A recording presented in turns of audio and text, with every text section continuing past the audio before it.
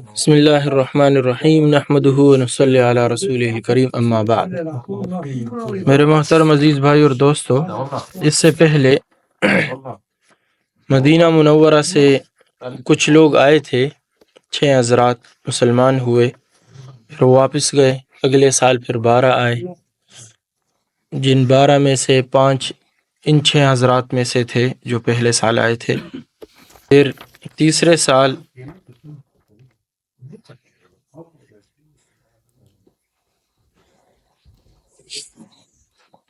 83 مرد اور 5 عورتیں آئی مسلمان ہو کر، اور ان حضرات نے حضور صلی اللہ علیہ وسلم کے ہاتھ پر بیعت کی۔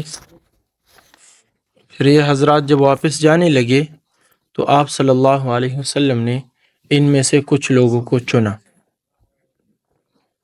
ان کو نقبا کہتے ہیں، جو قوم کے سردار کہلاتے ہیں، قوم چودھری جو ہوتے ہیں ان کو نقیب کہتے ہیں۔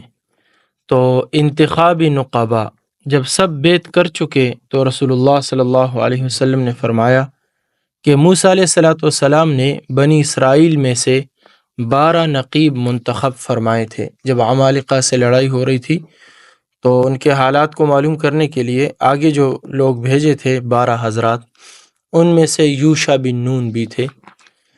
تو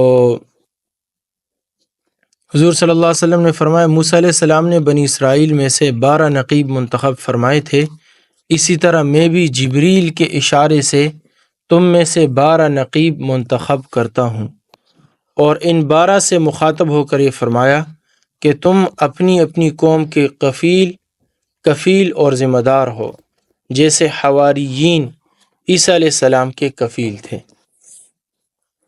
اب ان حضرات کے نام اسماء نقبا: کفر اللہ عنہم سیئاتہم وادخلہم جنات تجری من تحتها الانہار۔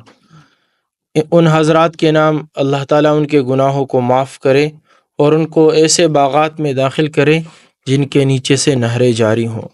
جن حضرات کو رسول اللہ صلی اللہ علیہ وسلم نے نقیب منتخب فرمایا ان کے اسماء گرامی حسب ذیل ہے: اسعد بن زرارہ، عبداللہ بن رواحہ، سعد بن ربیع، رافع بن مالک، ابو جابر عبداللہ بن عمر، برا بن معرور، سعد بن عبادہ، منذر بن عمر، عبادہ بن صامت، اسید بن حضیر، سعد بن خیثمہ، رفاعہ بن عبد المنذر، رضوان اللہ تعالی علیہم اجمعین۔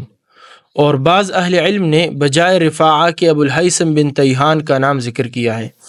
امام مالک رحمۃ اللہ علیہ فرماتے ہیں کہ مجھ سے انصار میں سے ایک شخص نے بیان کیا کہ انتخاب کے وقت جبریل امین رسول اللہ صلی اللہ علیہ وسلم کو اشارہ سے بتلاتے جاتے تھے کہ فلاں کو نقیب بنائیں۔ زہری رحمۃ اللہ علیہ فرماتے ہیں کہ نبی کریم صلی اللہ علیہ وسلم نے انصار سے مخاطب ہو کر فرمایا کہ میں تم سے 12 نقیب منتخب کروں گا، تم میں سے کوئی یہ خیال نہ کرے کہ مجھ کو کیوں نہیں نقیب بنایا گیا، اس لیے کہ میں مامور ہوں، یعنی میں اپنی مرضی سے نہیں کر رہا، جبریل امین کے اشارے سے کر رہا ہوں، جس طرح حکم ہے اسی طرح کروں گا۔ اور جبریل امین آپ کے پاس بیٹھے ہوئے تھے، جس کو نقیب بنانے کا حکم تھا اس کی طرف اشارہ کرتے جاتے تھے۔ جب صبح ہوئی اور یہ خبر مکہ میں پھیلی تو قریش نے انصار سے آ کر دریافت کیا۔ قافلہ میں جو یثرب کے مشرک اور بت پرست تھے، چونکہ ان کو اس بیت کا بالکل علم نہ تھا، اس لیے ان لوگوں نے اس خبر کی تکذیب کی۔ انہوں نے کہا ایسی تو کوئی بات نہیں ہوئی، اور یہ کہہ دیا کہ یہ خبر بالکل غلط ہے، اگر ایسا ہوتا تو ہم کو ضرور علم ہوتا۔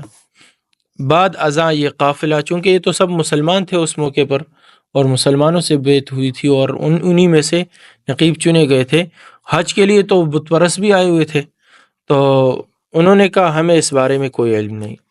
اس کے بعد یہ قافلہ مدینہ کو روانہ ہوا۔ روانگی کے بعد قریش کو اس خبر کی تصدیق ہوئی، پتہ چلا کہ یہ بات صحیح تھی۔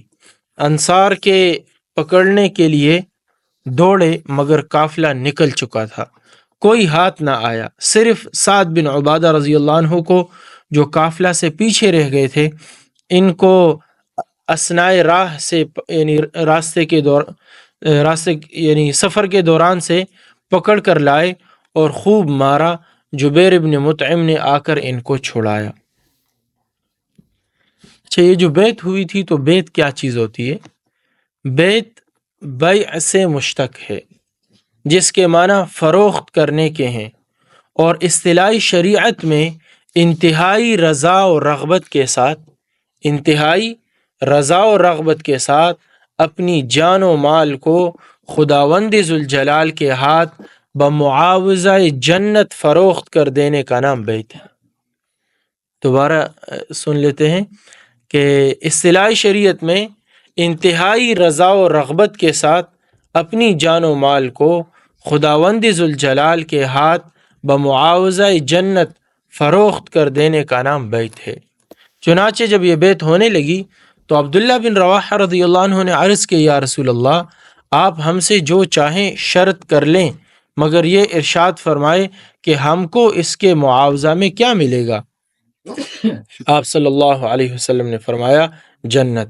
عبداللہ بن رواحہ رضی اللہ عنہ نے عرض کیا ربح البیع لا نقیل ولا نستقیل، بڑے نفع والی بے یعنی خرید و فروخت ہے، ہم اس کے اقالہ اور فسخ پر ہرگز راضی نہ ہوں گے۔ یعنی ہم یہ جو بیعت ہم نے کر لی ہے، یہ جو بے ہم نے کر لی ہے، اس کے توڑنے پر ہم کبھی بھی راضی نہیں ہوں گے۔ اس پر اللہ جل شانہ نے آیت نازل فرمائی اعوذ باللہ من الشیطان الرجیم ان اللہ اشترى من المؤمنین انفسهم واموالهم بان لهم الجنہ يقاتلون في سبيل الله فيقتلون ويقتلون وعدا عليه حقا في التوراة والإنجيل والقرآن ومن أوفى بعهده من الله فاستبشروا ببيعكم الذي بايعتم به وذلك هو الفوز العظیم۔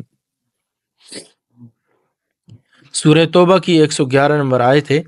تحقیق اللہ تعالیٰ نے مسلمانوں کی جانوں اور مالوں کو بمعاوضہ جنت خرید لیا ہے۔ یہ لوگ خدا کی راہ میں جہاد و قتال کرتے ہیں، جس میں کبھی مارتے ہیں اور کبھی مارے بھی جاتے ہیں۔ یہ اللہ کا سچا وعدہ ہے توریت، انجیل اور قرآن میں، اور اللہ سے زیادہ کون عہد کو پورا کرنے والا ہو سکتا ہے؟ پس اے مسلمانوں، تم کو بشارت ہو اور یہ بے تم کو مبارک ہو جو تم نے اللہ تعالیٰ سے کی ہے۔ یہ بہت ہی بڑی کامیابی ہے۔ جنت میں ایک بازار لگے گا، جس نے یہاں خدا عز و جل کے ہاتھ اپنا جان و مال فروخت کیا اور سب جان و مال اس کے حوالے کر دیا، اس کو وہاں اختیار ہوگا کہ اس بازار سے جو چاہے بلا قیمت لے لے، اس لیے کہ وہ قیمت جان و مال پیشگی دے چکا ہے، کیونکہ وہ اس بازار میں جانے سے پہلے ہی قیمت دے چکا ہے۔ میرا گلا ساتھ نہیں دے رہا، بس کر لیتے، ٹھیک ہے۔ سبحان اللہ و بحمدہ، سبحان اللہ۔